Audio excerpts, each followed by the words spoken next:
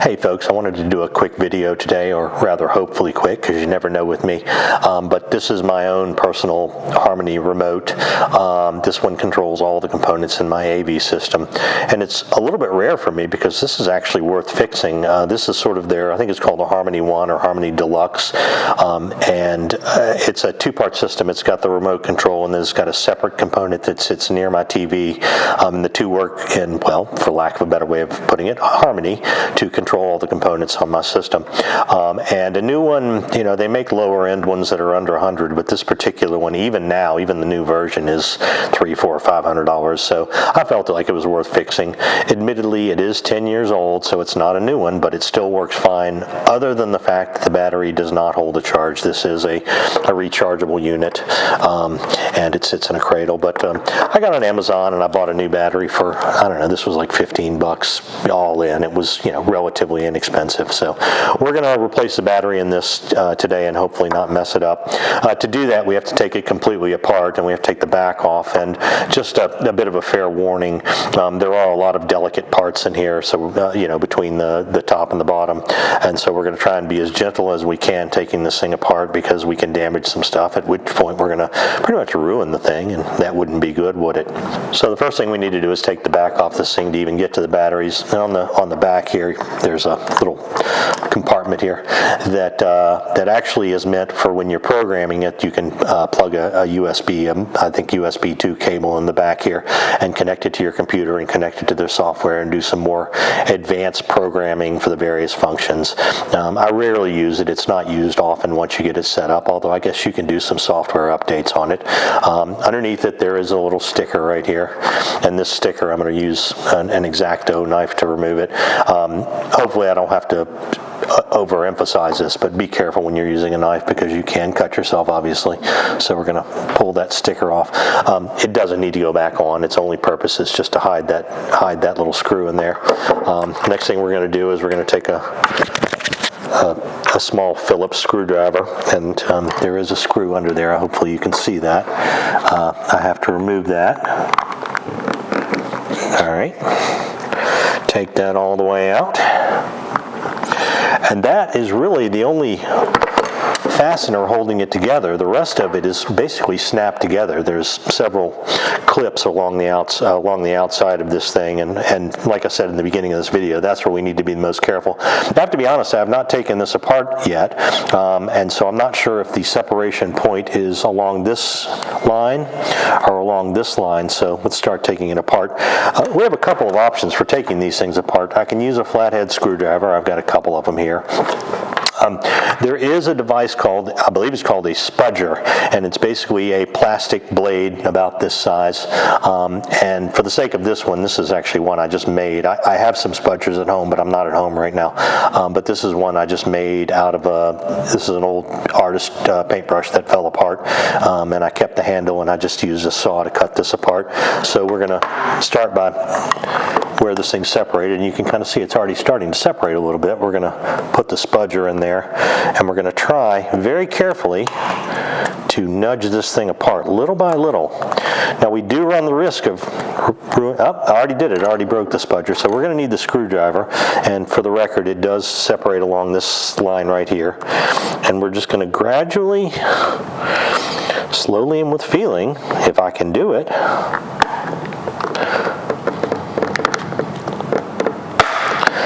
snap these little snaps off one by one. And like I said, be very careful. Oh, there it goes, starting to come.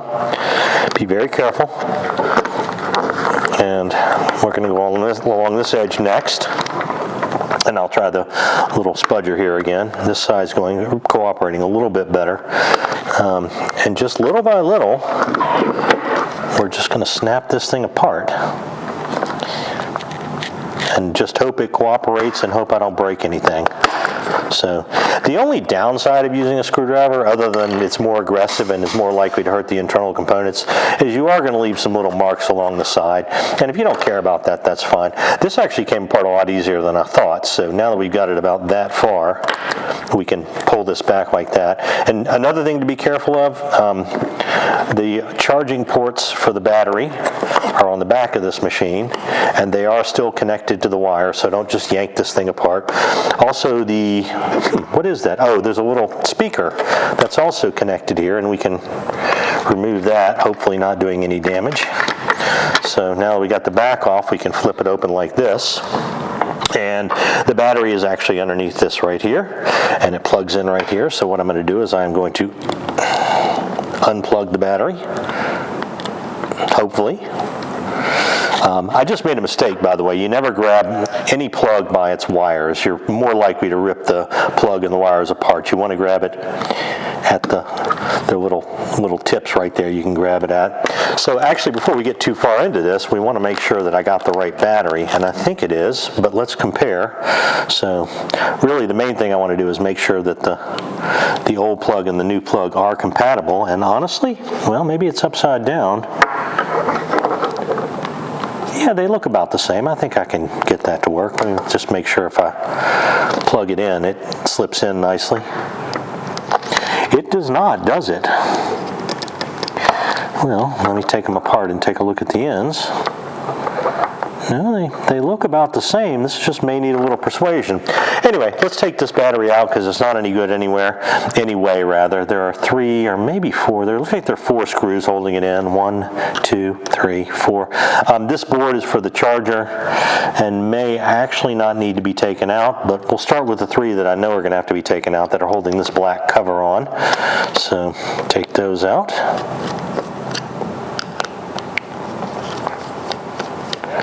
So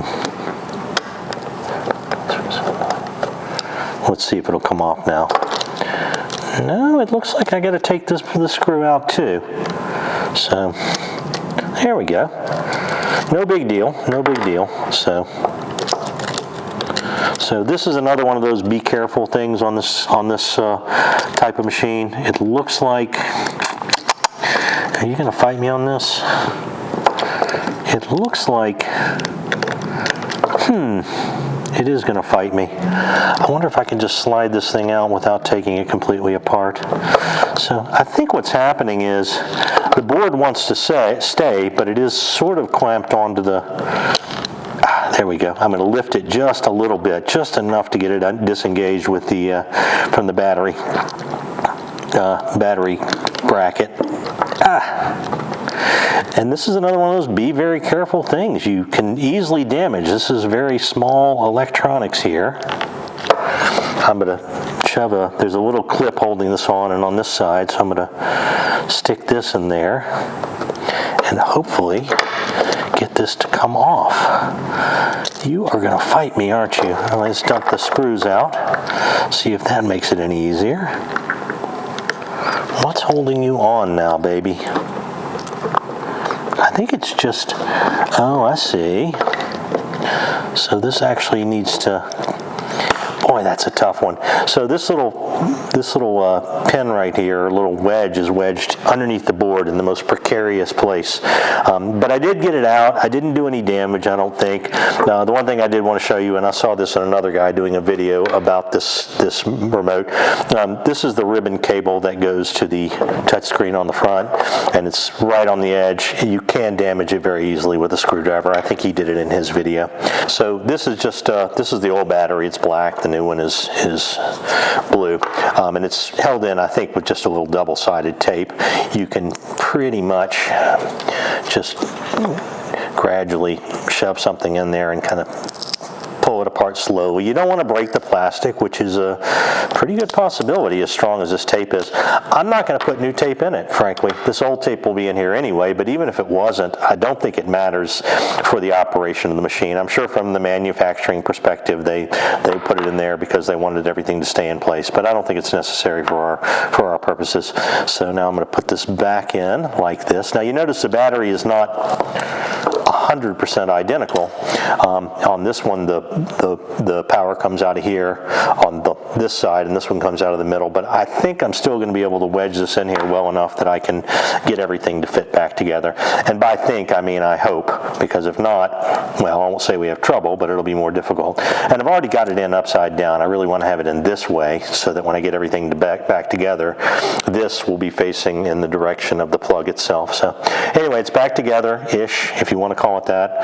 I'm going to go ahead and gradually and delicately put this back in place. And once again, it's going to be a bit of a pain in my rear, but it's got to be done. And once again, hopefully done without breaking. I wonder, now I was kind of hoping this board was on a plug and I could just unplug it, but it's not the case. We need to do like that and kind of up and wiggle it in little by little. It will go, apparently. I hope. I would hate to ruin my good what do you call this thing? Remote control. Funny story. I had a previous version of this one when my daughter was, an infant. She was a couple months old. I don't know. She was old enough to hold things in her hand, and she decided it would make a great chewy toy. And so she spent her first year of life just chewing on it and got so much spit in there that it never worked again. And I've never let her live that down because I'm really a terrible, terrible father. Looks like we got everything back in. Looks like this is snapped in place here and here. So we're just going to put the screws back in. I don't think you need to see that. I think you've seen people screw things back together before. Now for the part that seemed to be giving me a little trouble earlier is getting this plug to plug into the jack. Let's see if I can do it now. There, it went right in. I think I just needed a little more persuasion, as they say. So we're going to flip this back over. We're going to remember to plug this microphone. Actually, I don't think it is. I'm sorry, not microphone. I'm sorry, I said speaker earlier, but actually what it is a little vibrate thing. So I'm sure you've seen those. Well, I'm sure your phone has one where certain things make it vibrate. This has one of those. So I'm going to plug this back in delicately. Keep in mind, delicately, we don't want to do any damage. So, is it right side up or upside down? I'm going to assume it went in. Yeah. Yep. You're fighting me again. Don't make me spank you. I think they call it, what are they, haptic? Anyway, so now this slides into here. The edges snap back together, hopefully. And I say hopefully because I don't know. This is the first time doing this. So. This one is not behaving, and these aren't behaving. Maybe we need to take it back apart, but I don't think. Oh, there we go. You just got to put a little bigger hammer, as my buddy Danny would say. And this one is giving me a little trouble. Honestly, there we go. And the last step would be just to put this screw back in here. And I think I said in the opening of this video, I'm not going to put that little sticker back. It really doesn't have a purpose except for to hide the screw. So we got the screw back in. And hopefully, once this thing, use your English, toy boat, gets screwed back together, let's see if there's any power in the battery already or if I have to charge it at home. So, there, it booted up. It was just when I unplugged the battery, it shut the thing down. So that's it. I mean, it should work okay. I should be able to put this thing in my charger at home, and hopefully it'll work great. Anyway, thanks for watching, and sorry you guys didn't get to see my beautiful face in this video, but it's not that pretty. Anyway, like and subscribe, and all that kind of usual YouTube stuff. Thanks again.